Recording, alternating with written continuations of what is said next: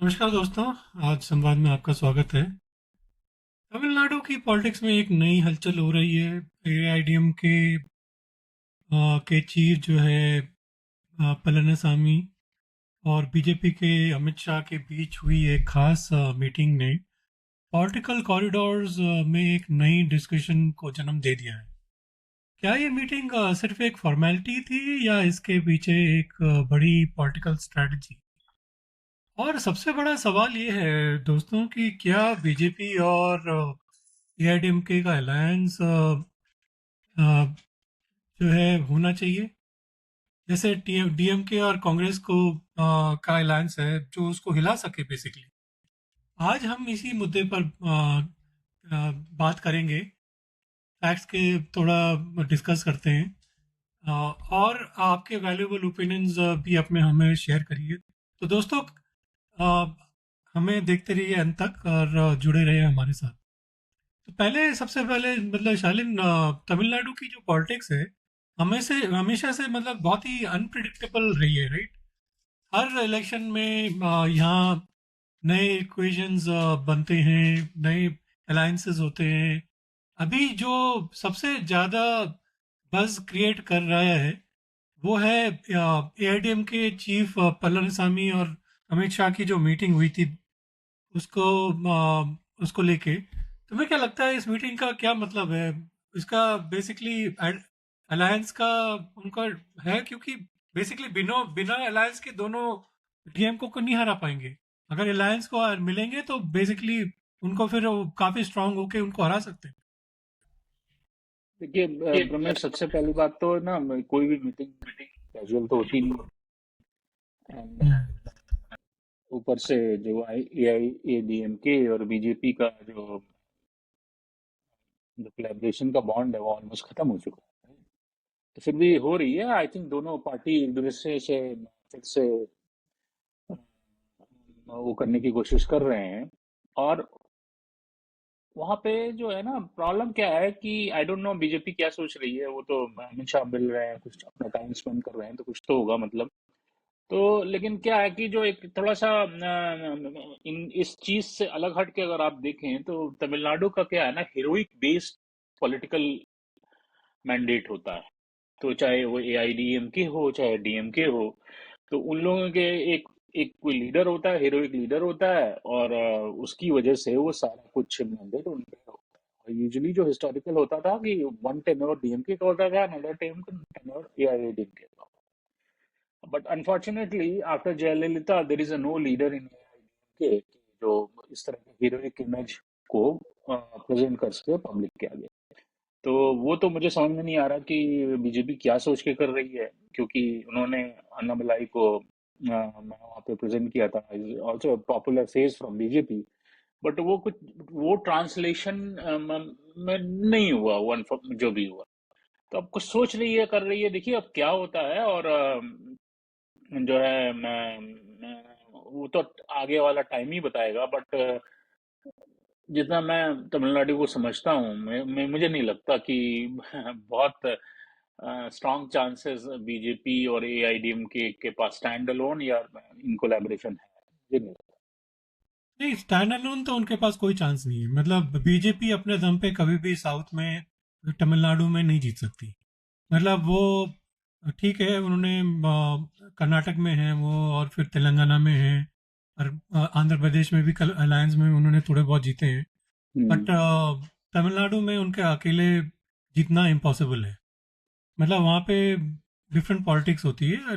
उनके लिए उनको एक रीजनल पार्टी होना बहुत ज़रूरी है, जो एआईडीएमके मतलब अभी भी मतलब ठीक है, वो मतलब जयललिता वाली बात नहीं है। But they are still cadre based party. Cadre तो उनका है ही ना। और उनका जो पूरा वो है, काडरे है जो, वो तो मतलब बेसिकली सब सबको देखेगा ही ना, उनको हेल्प करेगा। तो इनको हाथ मिलाना बहुत जरूरी है। और रियलिटी देखें तो बीजेपी तमिलनाडु में अभी तक अपना एक स्ट्रांग वोटर बेस एस्टैब्लिश नहीं कर पाई है। चाहे वो मतलब वो अनामलाई कुछ भी करें, उनका वोट शेयर अभी भी मतलब सिंगल डिजिट्स नहीं है अभी। अगर और उनकी तरफ अगर डीएमके अलायंस को देखें टक्कर देनी है, तो उनके मतलब एआईडीएमके जैसी स्ट्रांग रीजनल पार्टी के लिए साथ मिलकर काम करना ही पड़ेगा। एआईडीएमके भी मतलब उनके भी 220-25% वोट बेस है। और मतलब अगर ये जो है इनका 10-20-12% जो इनका है वो मिल जाए तो आराम से ये लोग जो है डीएमके को पछाड़ सकते हैं, नहीं तो इनको इम्पॉसिबल है। देखिए प्रमेश, पछाड़ सकते हैं कि नहीं सकते, मुझे तो बहुत डाउट है। ठीक है, क्योंकि एआईडीएमके में बहुत डिके हो चुका है। और जैसे कि मैंने बोला नहीं ना है, कि उनके पास है तमिलनाडु, हम्म, नहीं वोट हाँ भी बेस लोग है, मतलब एक स्टैंडर्ड एआईडीएमके को वोट। अगर ये आगे करेंगे ना, अगर ये लोग करेंगे कि एआईडीएमके को आगे करके करेंगे तो उनके चांसेस हैं। नहीं तो डीएमके से, क्योंकि लोग काफी उनका टाइम से हैं, पक जाते हैं लोग वहां पे, नहीं करते हैं उनको। पर उनके पास ऑप्शन होना चाहिए ना, स्ट्रांग हाँ, तो ऑप्शन। ऑप्शन होना चाहिए। तो क्या है कि अलायंस होता है कि अब देखिए क्या होता है कि एआईडीएमके एक बहुत छोटी पार्टी बन चुकी है। बीजेपी तो बीजेपी है। तो अगर जो आप जिसकी आप बात कर रहे हो कि आगे करेंगे, तो मतलब कहने का मतलब है ना एआईडीएमके के टर्म्स पे अलायंस हो, और एआईडीएमके उस अलायंस को लीड करे उस तमिलनाडु स्टेट में। तो इस तरीके से होगा तो वो हो सकता है पब्लिक में मैसेज जाए। लेकिन हाँ मतलब क्या होता है एआईडीएमके को कि लीड करना पड़ेगा इनको, अपनी ईगो छोड़ के। ये नहीं करना पड़ेगा कि हम बड़े अलायंस पार्टनर हैं, ऐसे अगर करेंगे तो they are not going to win. हाँ, तो वो एक्चुअली बीजेपी वो करती नहीं है ना, बीजेपी के साथ वो अलग इशू। तो उस तरीके से नहीं होने वाला। तो इसलिए मैं कह रहा था कि जब तक पूरा, या तो जैसे बिहार है, बिहार स्टेट में इन्होंने पूरा सरेंडर कर रखा है नीतीश कुमार के आगे। तो उस तरीके से करें तो फिर वैसे हो ही करना सकता है। पड़ेगा इनको तमिलनाडु में, क्योंकि तमिलनाडु में इनके बस का नहीं है जीतना वहां पे, ये कुछ हाँ, भी कर लें। तो वो करें तो हो सकता है, अदरवाइज तो मुश्किल है। हम्म। चलो अब थोड़ा करंट डेवलपमेंट्स और पॉलिटिकल डायनेमिक्स के बारे में बात करते हैं। अब डिटेल में अगर बात करें तो रिपोर्ट्स के हिसाब से जो ये पళनिसामी और अमित शाह की मीटिंग थी, लगभग 45 मिनट तक चली थी। मीटिंग का टोन काफी पॉजिटिव भी था और दोनों लीडर्स ने तमिलनाडु की करंट पॉलिटिकल सिचुएशन पर डिस्कशन किया। दोनों ने हालांकि बताया नहीं कि क्या है, बट मतलब डिस्कशन तो पूरा हुआ होगा अलायंस में, मुझे लगता है। हाँ, अब देखिए ये सब स्पेकुलेशन ही होती है प्रमेश। अब टोन पॉजिटिव तो नहीं होते तो हमें क्या मालूम, या किसी को क्या मालूम। लेकिन ये है कि जो इसी स्पेकुलेशन को आगे करते हुए अगर बात करें तो, कि अगर अमित शाह की इस मीटिंग में ना, उन अगर देखें तो अमित शाह ने जो स्टेटमेंट आया कि मैं डीएमके गवर्नमेंट को करप्ट बताया, थोड़ा क्रिटिसाइज किया, और उनका वापस बोला कि अगर डीएमके वापस तमिलनाडु में आती है तो स्टेट के लिए अच्छा नहीं होगा, डेंजरस होगा, इस तरह की स्टेटमेंट दिए इन्होंने।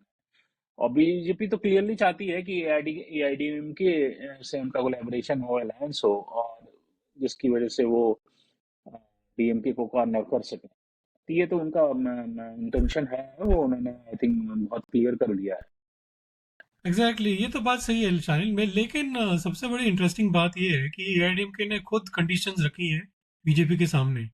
सबसे पहली कंडीशन आई थिंक ये थी कि अलायंस का लीडरशिप उन्हें उनके साथ में होना चाहिए।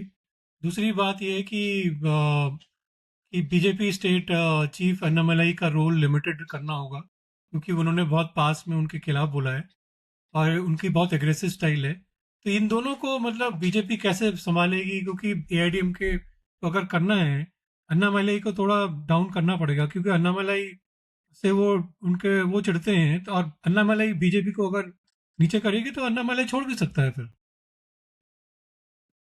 बिल्कुल सही है रमेश। और देखिए हम सिर्फ आइडियोलॉजिकल डिफरेंस देखें तो वो एक मेजर हर्डल है इन दोनों अलायंस में ना, पॉसिबल अलायंस में। जैसे एआईडीएम के अपनी ना टू लैंग्वेज पॉलिसी पर जो है काफी रिजिड इंस्टांस रखता है।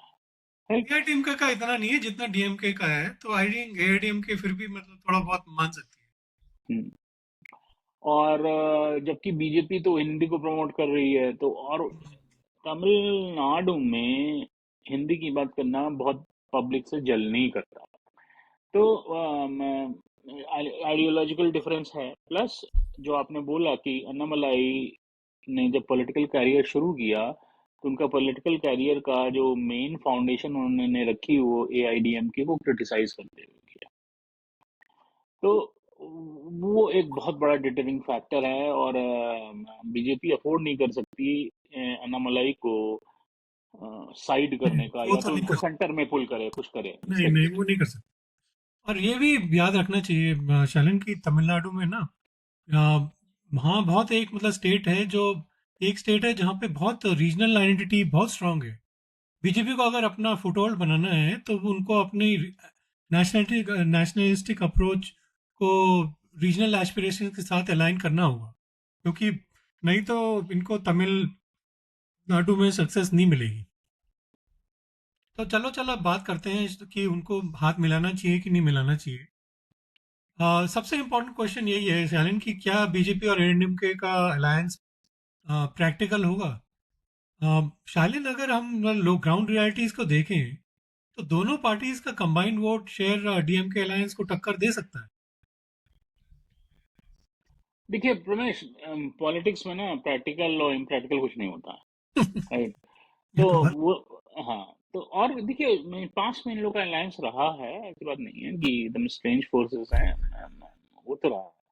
और पॉलिटिकल एनालिस्ट भी कहते हैं कि अगर बीजेपी और एआईडीएमके प्रॉपरली फुल्ली कोलैबोरेशन के साथ अलायंस करें, एक तो होता है ना अलायंस हो गया लेकिन फिर भी डिफरेंसेस रहते हैं, राइट? तो फुल कोलैबोरेशन के साथ अलायंस करें, और तो there are chances that they can handle DMK and Congress, right? तो अगर, लेकिन चक्कर क्या होता है कि अब जैसे मान लीजिए, आप देखिए कि बीजेपी ने मान लीजिए अलायंस कर लिया, तो बीजेपी की जो लीडरशिप है वो उन्होंने अलायंस कर लिया और एआईडीएमके के टर्म पे आ गए। चलो आप ये सोचो, एक सिनारियो में दे रहा हूँ कि एआईडीएमके के टर्म्स पे आ गए कि साहब आपका लीडर होगा, सब कुछ होगा, और हम ये करेंगे वो करेंगे सब, आप जो कह रहे हो वो आप अलायंस को आप लीड करो।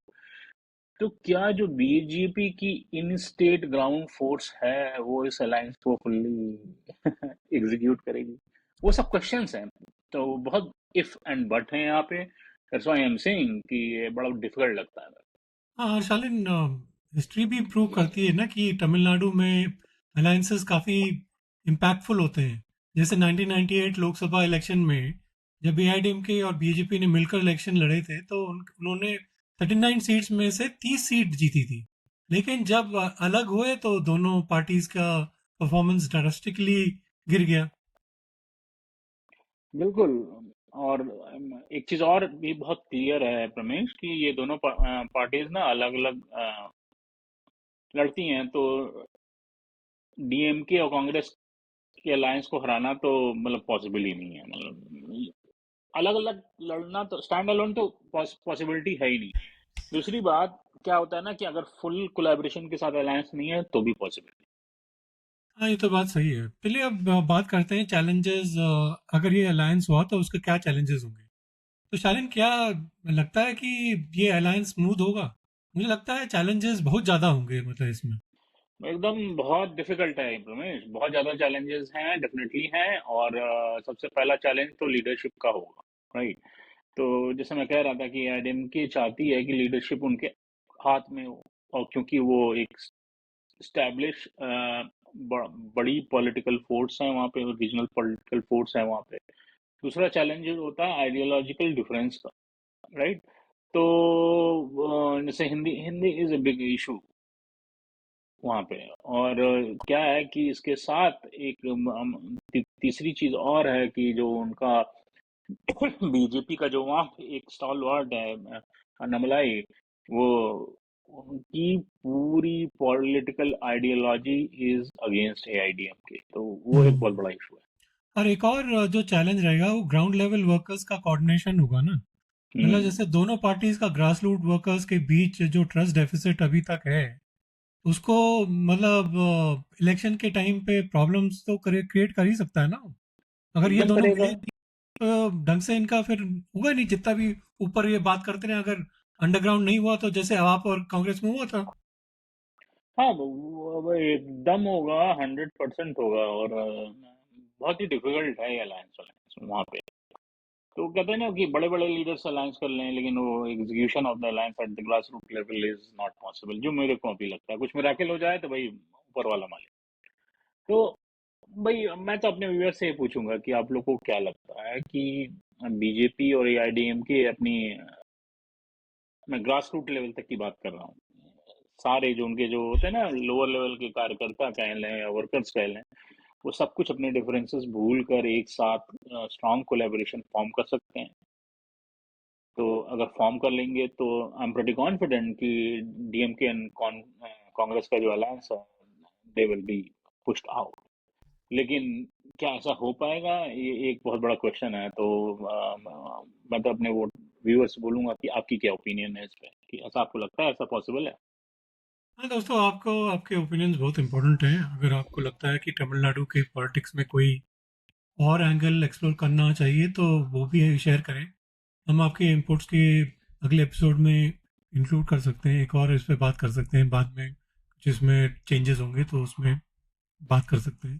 तो आज हमने देखा कि मतलब हम तमिलनाडु के सबसे बर्निंग टॉपिक जो है एआईडीएमके और बीजेपी का पॉसिबल अलायंस है, ये देखा जाएगा कि आगे क्या होता है। मतलब लेकिन एक बात क्लियर है शालिन, कि तमिलनाडु इलेक्शन होने वाले में सुपर एक्साइटिंग है एक्चुअली। हाँ, बिल्कुल वो तो होगा ही। और देखिए तमिलनाडु का इलेक्शन, साउथ के सारे स्टेट्स के इलेक्शन देखो ना आप, तो बहुत ही ज़्यादा एनर्जेटिक होते हैं और काफ़ी पब्लिक की इमोशंस होती है। और क्योंकि वहाँ पे जो पॉलिटिकल पार्टी की आइडियोलॉजी से हटकर एक हीरोइक बेस मैंडेट होता है। तो ये एक स्ट्रेंज है, जबकि लिटरेसी रेट इतनी हाई है साउथ में, फिर भी आई एम नॉट, मेरे को वो चीज़ समझ नहीं आती हीरोइक बेस सोसाइटी और कल्चर क्यों है। चाहे आप वो फिल्म स्टार की बात कर लो, चाहे वो पॉलिटिकल पार्टी के लीडर्स की बात कर लो, तो वो बहुत ही डिफरेंट है, जो हम नॉर्थ में नहीं देखते हैं ये सब चीज़ें। तो एनीवे, तो आगे तो टाइम बताएगा, बट डेफिनेटली आप सही कह रहे हो रमेश की, बहुत ही इंटरेस्टिंग और एंगेजिंग और इलेक्ट्रिकल इलेक्टोरल प्रोसेस होगा, तो देखेंगे, इंटरेस्टिंग होगा। चलिए आज इतना ही, फिर आपसे मिलते हैं। तब तक के लिए अपना ख्याल रखिए, सच्चाई से जुड़े रहें और आज संवाद करते रहें। धन्यवाद, नमस्कार। नमस्कार।